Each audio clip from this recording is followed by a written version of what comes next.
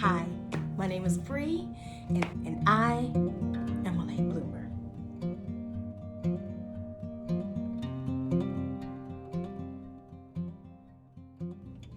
So let's start with the definition of what it means to be a late bloomer. As somebody whose skills and abilities aren't evident until much later on in life.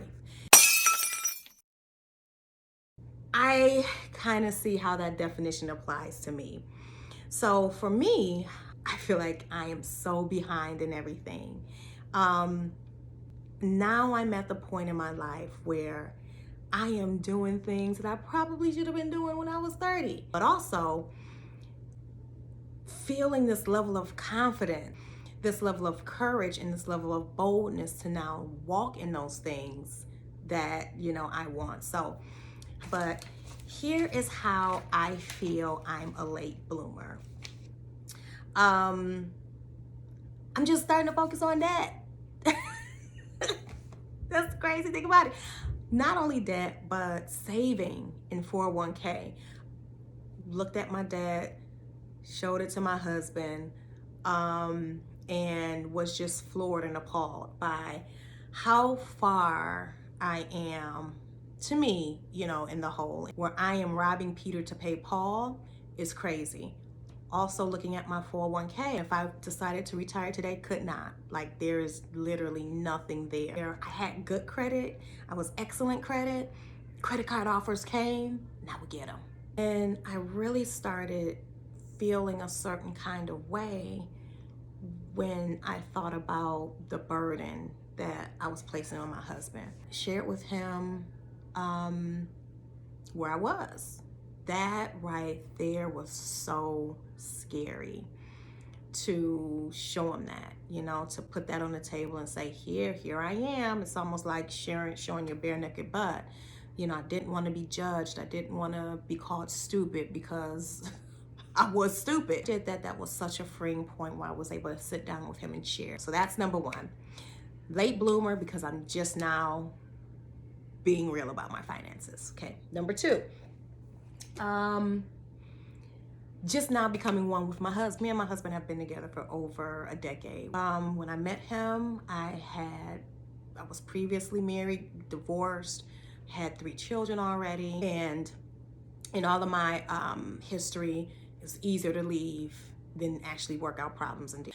So coming into this marriage, there was some other things that happened before we even got married. We waited till we were together for 7 years before we got married. There was so much trauma he and I had experienced prior to coming together. And then there was so much trauma that we experienced while we were together. I still hadn't shaken that single mom mentality. I didn't trust anybody. That came from previous trauma, which I brought into, everybody brings back baggage into their marriage, right? And so, not saying he was perfect or anything like that, but I struggled with allowing someone else to make the decisions.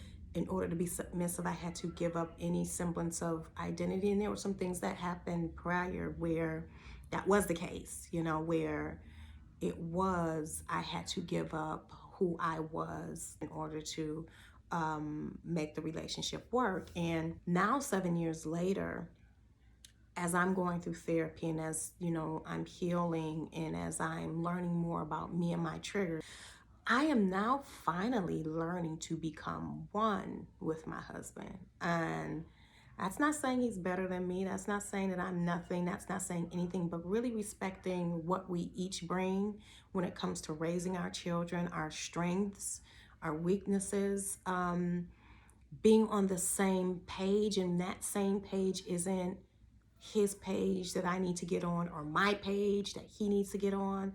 It's what is it that we want as a couple, first and foremost, and then what is it that we want for our children.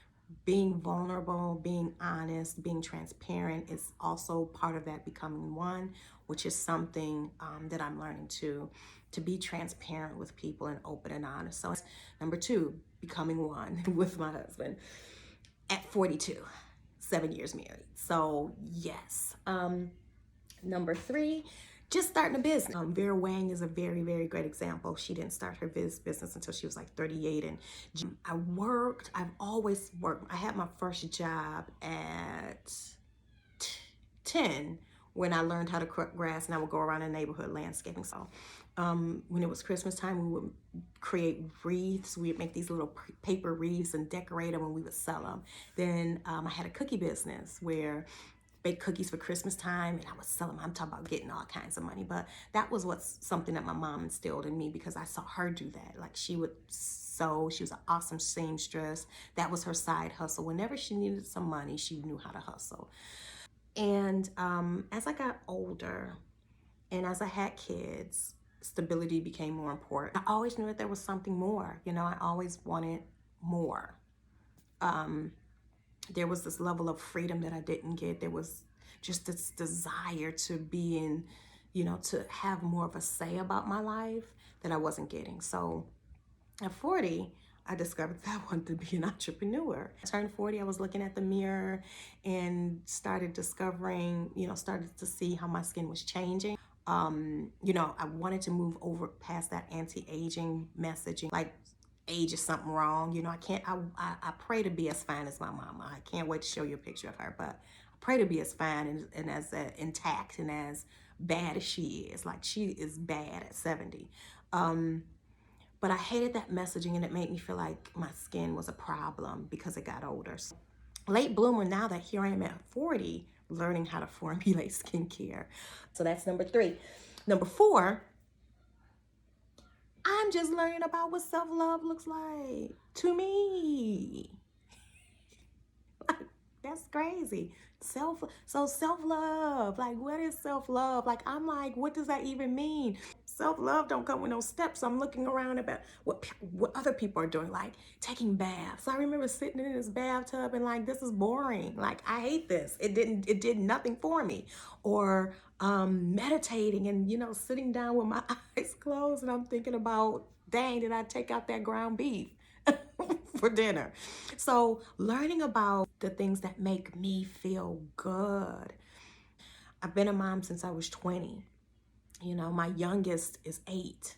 So I've been a mom for all of that period of time. Mom, wife, you know, never had a moment where I could sit around and think, you know, oh, I need to take time out for myself. Listening to this beautiful spirit that God created before the foundation of the earth. And he's given all the answers there. So learning to tune into that, that's new to me. So I think this is the most thing that I'm excited about, and why I say I'm a late bloomer, because I think about my daughter. She's 20 something years old and she's already like focusing on that, right? So then number 5 is another big one. I am learning about what it looks like to have an authentic relationship with God. My faith is a very, very big cornerstone of my life now. The teaching that I got from the church was be good. God is going to be mad at you. It's always, always standing waiting for you to mess up. It's almost like the picture that I get in my head is him. He's like, oh, dang, man, I almost had him. I was about to, oh, you know, like that's what we were taught about him. And so it's not that complicated. Like, seriously, the things that religion has taught me about how you pray, you know, the amount of words, and do you have the language right? But all of the works, you know, that they told us in order to be right with God, you know, there were all kinds of works we had to do. And so learning that when he created everything, he stepped back and said, it's good. And so learning that how he created me now, that I'm good, right? And that everything he could have possibly done for me, he did it through the death of his son. And that gave me access to all manner of spiritual blessings. And so he's not working on how long you've been saved. He's not working on how hard you've been, he's not looking at how hard you've been praying. He's not looking at how long you've been doing this thing right. right? He's looking at it that when he sees me, he sees his son. And so everything that he's doing for me is for his son. So getting and learning to get my focus off of me and my flaws and my mistakes. And because that's a very selfish way of thinking, oh, I have to look a certain way. Instead of saying, I can do all things through Christ, instead of saying, let this mind be in me that is in Christ Jesus. And so I'm learning like this level of freedom and the ease of the gospel. So when that starts feeling heavy, is that the Father? And then number 6, my identity. If I was getting in friendships, I noticed that I would be more like them. I wanted to be liked. And so that came from the people pleasing. Okay. So if somebody said, oh, you goofy, I am naturally a goofball. Like somebody said, you need to grow up, that's childish, then I would try to be more sober and more mature. Being all of these different people over all of these years, you get so far away from who you are, right? And so with that comes boundaries, which is something else is like new. That comes with being okay with saying no. And learning about who I am, like my real personality, not some facade that I've been putting up. I've been guarded, I've been walled in, I've been wanting to protect the real Bree, because if you found out the real Bree, you may not like her. So that's number 6. That's one of the biggest things. Like, I'm a late bloomer because I'm just not figuring out my identity.